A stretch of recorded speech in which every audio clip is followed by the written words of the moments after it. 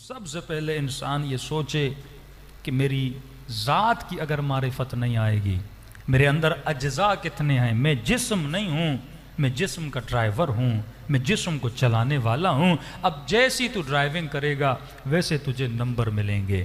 تو سب سے ایمان کی کمزوری کی نشانی ہے جس انسان کا ارادہ کمزور ہوتا ہے۔ نماز اس لیے واجب کی تاکہ تیرا ارادہ مضبوط ہو، روزہ اس لیے واجب کیا تاکہ تیرا ارادہ مضبوط، انگلش میں بولیں تو تیرا ول پاور مضبوط ہو۔ ایسا نہیں کہ سفرے پہ جو بھی دیکھے تیرا دل کرے تو فوراً کھا لے۔ اللہ کہتا ہے کم از کم 18 گھنٹے 17 گھنٹے اپنے ہاتھوں پر، اپنے پیٹ پر، اپنی زبان پر کیا کرو، کنٹرول کرو۔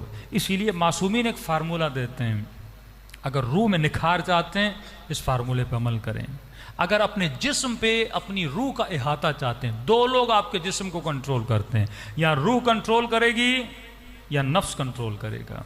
اب یہ آپ کے ہاتھ میں ہے، یا آپ کے کنٹرول میں رہے یا شیطان کے کنٹرول میں رہے۔ کہ جو بھی انسان پیدا ہوتا ہے اس کے ساتھ اللہ 2 ملائک بھیجتا ہے، اور شیطان کہتا ہے خدا جب بھی کوئی پیدا ہوتا ہے اس کے ساتھ ایک میرا بچہ بھی پیدا ہوتا ہے۔ تو ہم سب کے ساتھ 3 لوگ ہمیشہ ساتھ رہتے ہیں، جس کو کبھی ہمزاد بھی بولتے ہیں، موکل جو بھی بولیں، یہ 2 وجود ہمارے ساتھ ہمیشہ رہتے ہیں جو ہمیں گائیڈ کرتے رہتے ہیں۔ اچانک آپ کے ذہن میں اچھا خیال آتا ہے، یہ کہاں سے آتا ہے؟ یہ اللہ کے بھیجے ہوئے فرشتے ہیں جو ہمیں گائیڈ کرتے ہیں۔ اس کے ساتھ ساتھ ایک شیطان کا بچہ بھی ہم سب کے ساتھ ہوتا ہے۔ اب یہ آپ کی مرضی ہے اس شیطان کے بچے کو انسان بناؤ یا وہ آپ کو شیطان بنائے۔ اب جو شیطان کے بچے سے ہار جائے وہ مشکل کشا کا ماننے والا کیسے ہوا؟ اگر علی کے ماننے والے ہو تو اس کے چھوٹے بچے کو وہیں پہ کیا کر دو، ختم کر دو۔ اور وہ ختم کیسے ہوتا ہے؟ جب تو اپنے وجود پر اپنے روح کی حکومت کو چلاتا ہے۔ اور حکومت کب چلے گی؟ جب تیرا ول پاور کیا ہو جائے گا، مضبوط ہو جائے گا۔ اب مولانا کوئی فارمولہ دیں تاکہ ہمارا ول پاور مضبوط ہو جائے۔ وہ فارمولہ جو انبیاء، اولیاء، اہل بیت، عرفاء، علماء کرتے ہیں۔ حدیث ہے من اخلص اللہ 40 یوما، جو 40 دن خود کو اللہ کے لیے کیا کر دے، خالص کر دے۔ مثال کے طور پر آپ کو سب سے زیادہ کیا پسند ہے؟ ہر آدمی کی اپنی، کسی کو بریانی پسند ہے، ہفتے میں 1 بار نہ کھائے بندے کو آرام نہ آئے۔ ہاں؟ وعدہ کر دو 40 دن نہیں کھاؤں گا۔ ہاں؟ اب کئی لوگ سگریٹ پیتے ہیں۔ اب یہاں پتہ چلتا ہے تیرے اوپر سگریٹ کی حکومت ہے یا سگریٹ پہ تیری حکومت ہے۔ آج کل ہمیں یہ سگریٹ کی ڈبی کنٹرول کرتی ہے۔ ایک مومن تھا، اس نے 3-4 مہینے بڑا کنٹرول کیا، سگریٹ چھوڑ دی۔ پھر ہم نے دیکھا پھر سگریٹ پینا، میں نے کیا ہوا؟ پھر آپ سگریٹ پینا شروع ہو گئے؟ کہ نہیں مولانا میں نہیں پیتا تھا، بس ایک دوست تھا وہ میرے ساتھ بیٹھا سگریٹ پہ سگریٹ پیے جا رہا تو اس کو دیکھا تو میرا دل بھی کیا چلو ایک پی لیتا۔ تو مطلب وہ سگریٹ جب جل رہی تھی اس نے اس کو کنٹرول کرنا شروع کر دیا۔ غلام بن جاتا ہے انسان اپنی عادتوں کا، کہتا ہے میں غلام علی ہوں، غلام عادت بن جاتا ہے، غصے کا غلام بن جاتا ہے، شہوت کا غلام بن جاتا ہے۔ گدھے کے سامنے گاجر لٹکاتے ہیں نا، دوڑتا رہتا ہے، آخر تک گاجر اس کو تبھی دیتے جب ان کا کام پورا ہو جاتا ہے۔ شیطان بھی لالچ دے دے کے گناہ کروانے کے بعد پھر ہمیں انعام دے دیتا ہے۔ اب جو چیز تجھے سب سے زیادہ پسند ہے 40 دن چھوڑ دے۔ یا معصومین فارمولہ بتاتے کم از کم ہفتے میں 1 روزہ رکھ، نہیں تو 15 دن میں 1 روزہ رکھ، نہیں تو مہینے میں 1 روزہ رکھ۔ یہ جو پورے رمضان تو ٹریننگ کرتا ہے اس ٹریننگ کو ختم نہ کر، ہفتے میں پابندی بنا دے، شب جمعہ یا جمعے کو روزہ رکھوں گا، پھر شکم پہ کنٹرول کروں گا۔ کاغذ و قلم اٹھا، اپنے 7 اعضاء کے نام لکھ، ایک جگہ لکھ زبان، دوسری جگہ لکھ آنکھیں، تیسری جگہ لکھ فکر، پھر لکھ اعضاء نکاح، پھر لکھ شکم۔ ڈیلی بیسس پر 40 ڈیز میں، زیادہ نہیں کہہ رہا، 40 ڈیز کے لیے من اخلص اللہ 40 یوما، یہ اہل بیت کا فارمولہ ہے۔ 40 دن اپنے اعضاء اور اپنے وجود کو اللہ کے لیے خالص کرو۔ مولا کیا ہوگا؟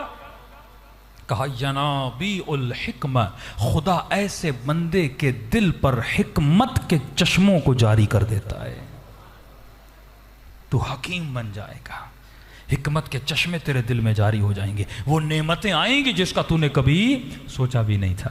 اب ڈیلی بیسس پہ لکھو زبان، رات کو گھر آؤ نا کاپی پہ لکھو اس زبان سے غیبت کی کہ نہیں کی، آج جھوٹ بولا کہ نہیں بولا، تہمت ماری کہ نہیں ماری، غصے میں آ کے کسی کو گالی دی، باپ کو ناراض تو نہیں کیا، ماں کو ناراض تو نہیں کیا، کسی کا حق تو نہیں کھایا۔